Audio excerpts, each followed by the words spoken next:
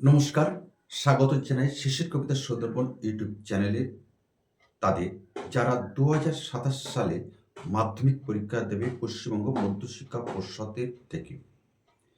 আর তারা এবছরে অর্থাৎ ২০২৬ সালে আগামী এপ্রিল মাস থেকে তাদের ১ম সেমিস্টারের পরীক্ষা হবে। অর্থাৎ ৩ মাস পরে তোমার পরীক্ষা দিতে হচ্ছে। বিষয়টা খুবই গুরুত্বপূর্ণ এবং খুব কঠিন সময় সাপেক্ষ ব্যাপার। ৭ টা বিষয় ৩ মাসে কমপ্লিট করে ১ম সেমিস্টারের পরীক্ষায় তোমাদের বসতে হবে। আমরা আমাদের পাঠকেন্দ্রেও সেটা বুঝতে পারছি যে কতটা কঠিন ব্যাপার এই ৩ মাসের মধ্যে সিলেবাস শেষ করে দেওয়া। তো আজকে আমরা আমাদের ক্লাসে আমাদের সামনে যারা বসে আছে মাধ্যমিক পরীক্ষার্থী ফার্স্ট সেমিস্টারের, তাদের ১ তারিখ থেকে পরীক্ষা হবে। তাদের আজকের সর্বশেষ যে সাজেশনটা দিয়ে দিলাম, 'এক নজরে এক পলকে' কোনি উপন্যাস মতিনন্দী। এই কোনি উপন্যাস, এই গ্রন্থটি কেবলমাত্র একটা উপন্যাস নয়। এই উপন্যাসে তুলে ধরা হয়েছে দারিদ্র পীড়িত একটি মেয়ের জীবনে কিভাবে জেহাদ সৃষ্টি করে দিয়ে তার মনের মধ্যে সমাজের বুকে প্রতিষ্ঠিত হওয়া যায়। দারিদ্র্য যেখানে তার কাছে কিছুই নয়। আমরা নজরুলের কথা একটা স্মরণ করতে পারি এই মুহূর্তে। নজরুলের একটা কবিতা ছিল 'দারিদ্র্য'। সেখানে বলা হয়েছিল, "হে মোর দারিদ্র্য, তুমি মোরে করেছ মহান, তুমি মোরে দানিয়েছ খ্রীষ্টের সম্মান।" যাই হোক, তোমাদের ফার্স্ট সেমিস্টারের পরীক্ষার জন্য আমাদের শিশির কবিতা সুন্দরবন ইউটিউব চ্যানেলের পক্ষ থেকে আমাদের শুভেচ্ছা রইল। আর সেই সাথে আমরা এই কোনি উপন্যাস থেকে ১ নম্বর, ২ নম্বর, ৫ নম্বরের বেশ কিছু গুরুত্বপূর্ণ প্রশ্ন আমরা আলোচনা করে দিচ্ছি। যে প্রশ্নগুলো অবশ্যই তোমাদের পরীক্ষায় আসবে। সেই কারণে আমাদের এই ভিডিওটি তাৎক্ষণিকভাবে আমরা আমাদের ক্লাসের মধ্যে থেকে তৈরি করে দিচ্ছি আমার অগণিত ছাত্রছাত্রীদের মধ্যে। তোমরা নিঃসন্দেহে এটা দেখবে এবং তোমার বন্ধুদের মধ্যে একটু শেয়ার করে দেবে। ১ নম্বরে কতগুলো প্রশ্ন আমরা আলোচনা করে দিই। কোনি উপন্যাসের রচয়িতা কে? কোনি উপন্যাসের রচয়িতা হলেন মতি নন্দী। বিষ্ণুচরণ ধর প্রতিদিন কতক্ষণ মালিশ করাতেন? বিষ্ণুচরণ ধর প্রতিদিন ৪ ঘন্টা মালিশ করাতেন। ক্ষিতীশ সিংহ কোন ক্লাবে সাঁতারের ট্রেনার ছিলেন? ক্ষিতীশ সিংহ কোন ক্লাবের সাঁতারের শিক্ষক ছিলেন? ক্ষিতীশ সিংহ কলকাতার জুপিটার ক্লাবের সাঁতারের ট্রেনার ছিলেন। ক্ষিতীশের স্ত্রীর নাম কি? তিনি কি কাজ করতেন? ক্ষিতীশের স্ত্রীর নাম হল লীলাবতী। তিনি দর্জির দোকান চালাতেন।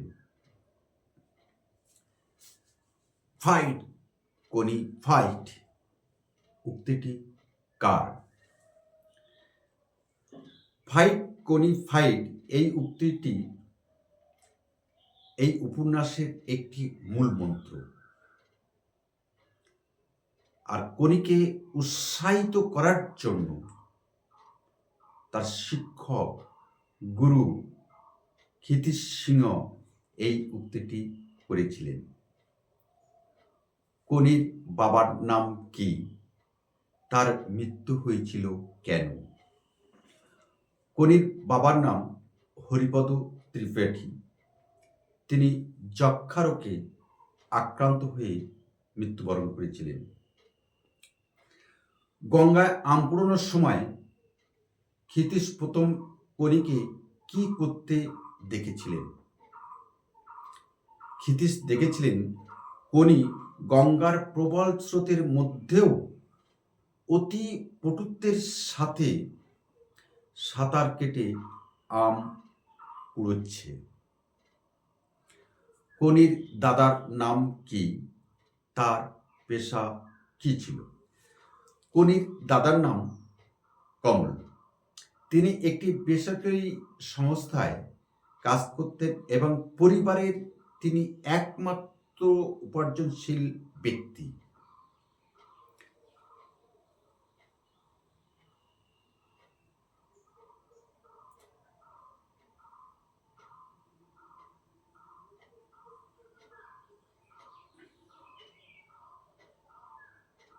এবার আমরা কিছু 2 নম্বরের প্রশ্ন তোমাদের সামনে আমরা তুলেছি। এই প্রশ্নগুলো তোমরা ভালো করে তৈরি করবে। তোমাদের এই প্রশ্নগুলো কিন্তু পরীক্ষায় আসবে। ঠিক যেমন সানডে সাসপেন্স তোমরা যেমনভাবে শোনো, ঠিক তেমনিভাবে এই ভিডিওটি তোমাদের শুনলেই কিন্তু তোমাদের তৈরি হয়ে যাবে। তোমাদের উপযুক্ত করেই আমরা এই ভিডিওটা তৈরি করছি। বিষ্ণুচরণ ধরনের আহারের তালিকাটি কিরূপ ছিল? বিষ্ণুচরণ ধরের আহারের তালিকাটি কিরূপ ছিল? অর্থাৎ এই বিষ্ণুচরণ ধর ছিলেন অতিভোজী একজন মানুষ। তার আহারের তালিকায় থাকতো 2.5 সের কি দুধ, 12টা রসগোল্লা, ডজনখানেক কলা এবং প্রচুর পরিমাণে ঘি মাখন সমৃদ্ধ খাবার। শুধু তাই না, তার শরীরচর্চার চেয়েও তার খাবারের প্রতি ছিল অত্যাধিক ঝোঁক। ক্ষিতিশিমাকে কেন জুপিটার ক্লাব ছাড়তে হয়েছিল? এটা কিন্তু অতি গুরুত্বপূর্ণ প্রশ্ন। এই যে 1 থেকে 6 অধ্যায়ের মধ্যে এই প্রশ্নটা কিন্তু হাইলাইট করে রাখো। এটা কিন্তু মূল পয়েন্টের সঙ্গে, মূল উপন্যাসের সঙ্গে একটা দ্বন্দ্ব সংঘাত জড়িয়ে আছে, যার ফলে কলকাতার জুপিটার ক্লাব আমাদের এই ক্ষিতিশিমাকে ছাড়তে হয়েছিল। আসলে ক্ষিতিশিংয়ের ক্লাব, জুপিটার ক্লাবের অন্যান্য সদস্যরা একটা নোংরা রাজনীতির সাথে তারা জড়িয়ে পড়ে। আর আমাদের এই ক্ষিতিশিংহ আধুনিক প্রশিক্ষণের অভাবের বিরুদ্ধে সে প্রতিবাদ করেছিল।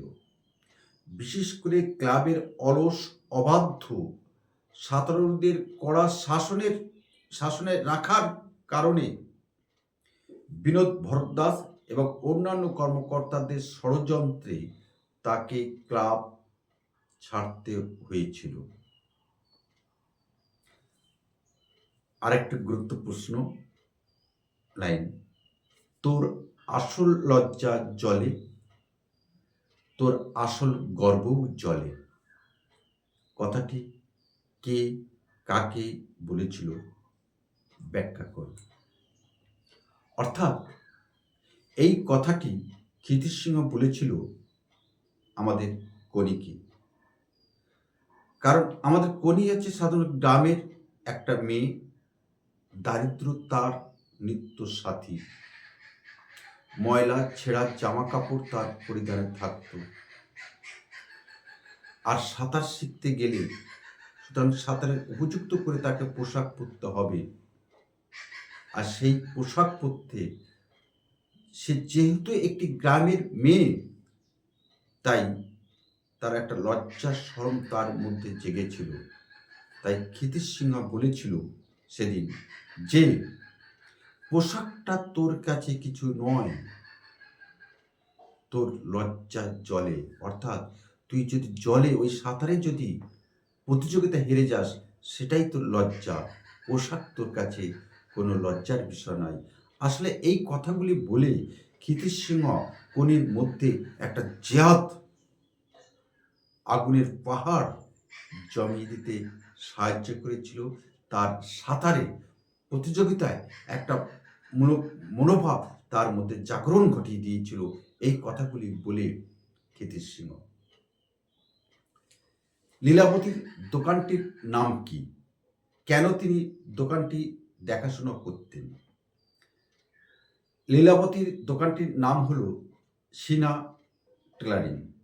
কারণ আমরা জানি ক্ষিতিশিংহ তিনি পরিবারের সংসারে সময় দিতে পারতেন না।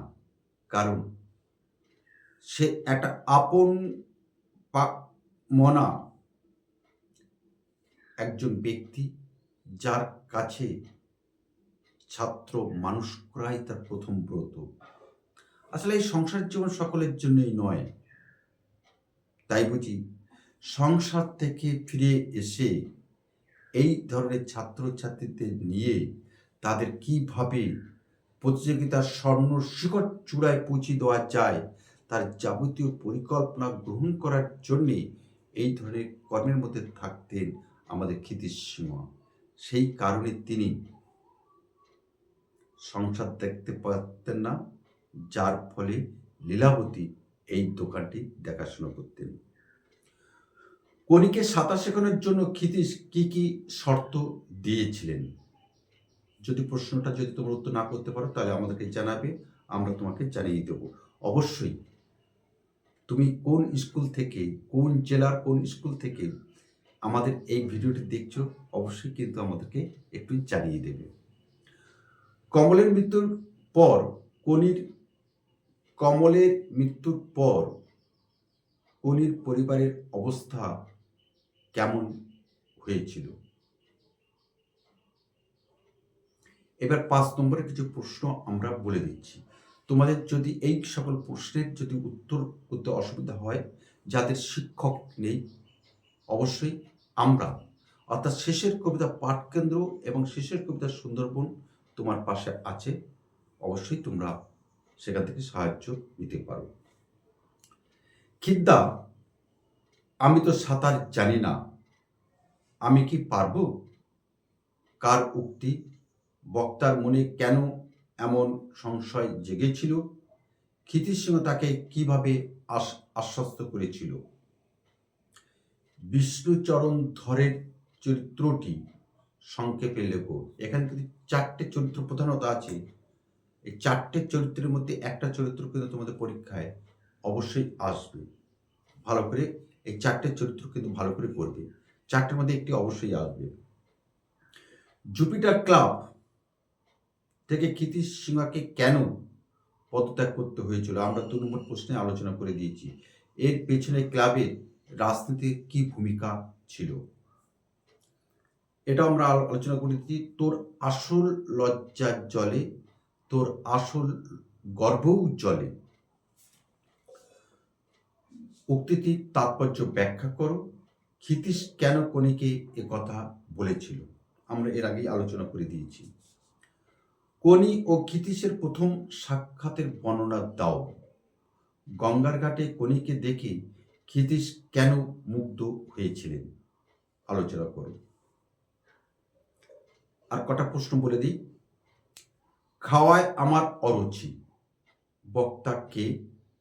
তার আহারের তালিকাটি কিরূপ ছিল? আমরা এর আগেও আলোচনা করে দিয়েছি। অ্যাপোলো ক্লাবে কণিকে নিয়ে যাওয়ার সময় ক্ষিতিশকে কি কি প্রতিকূলতার সম্মুখীন হতে হয়েছিল? এই কটি প্রশ্ন আমরা রেখে দিলাম। সঙ্গে তোমরা প্রথম শুরু হয়েছিল বারুণী উৎসব দিয়ে, এই বারুণী গঙ্গার ঘাটের চিত্রটাও কিন্তু তোমরা করে রাখবে। এটা ছিল তোমাদের কণি উপন্যাসের প্রথম সেমিস্টারের 1 থেকে 6 অধ্যায় পর্যন্ত তোমাদের পরীক্ষা হবে, তার সাজেশন আকারে আমরা প্রকাশ করলাম। অবশ্যই তোমাদের এই ভিডিওটি খুব খুব কাজে লাগবে। আর তোমাদের কাজে লাগলে অবশ্যই পরীক্ষার পরে কমেন্টস করে আমাদেরকে জানাবে। তো আজ আমরা এখানে রাখলাম। তবে যাওয়ার আগে বলে দিই, যদি তোমাদের কোনো সমস্যা হয় বাংলা এই কোন উপন্যাস থেকে বা টেক্সট বুক থেকে, অবশ্যই কমেন্টস করে আমাদের জানাবে, বা আমাদের হোয়াটসঅ্যাপ আছে সেই হোয়াটসঅ্যাপে জানিয়ে দেবে। আমরা তোমার পাশে আছি, তোমার পাশে থাকবো। নমস্কার।